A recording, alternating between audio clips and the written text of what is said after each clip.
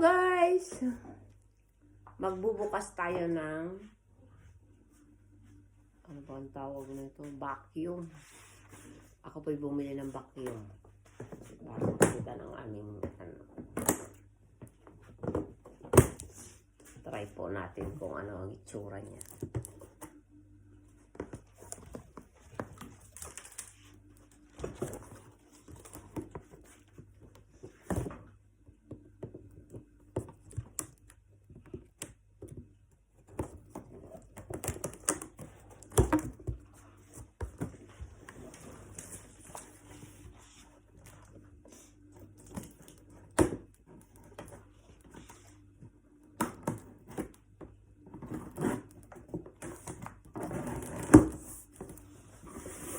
Guys, ngayon, try na natin ilagay ang kanyang mga tayo matest natin kung gaano, ano bang ito yung pang floor, pang sahig na kahoy.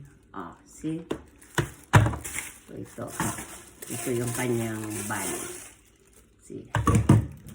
Tingnan po natin paano ba. At ito naman yung pang floor sa simento. Tingnan natin kung okay itong brand na nakuha ko. Ito dito.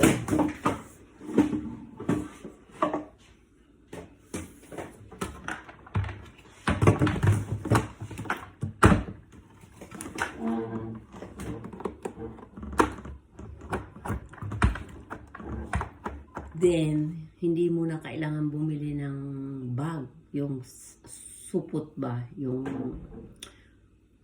supot nito na ilalagay. Kasi pag every time na madumi na or may ano na, pwede mo na siyang tanggalin.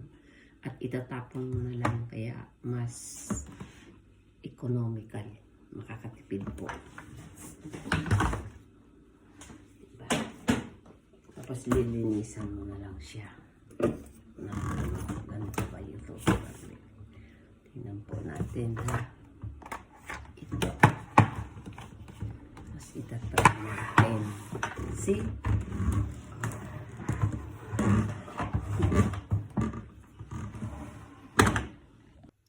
Sa pagtanggal natin guys, so tingnan nyo po may dumi na siya kasi pig-dry ko.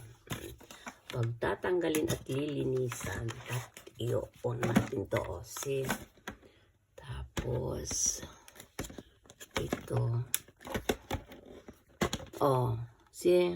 Ito pwedeng labhan. Kaya economics talaga. Tapos ito iikutin. Oh. Madali lang po. Oh. Tapos pag napuno na itatapon. Tapos pupunasan lang natin. Oh. Okay. Mas madali. Tipid po. Diba?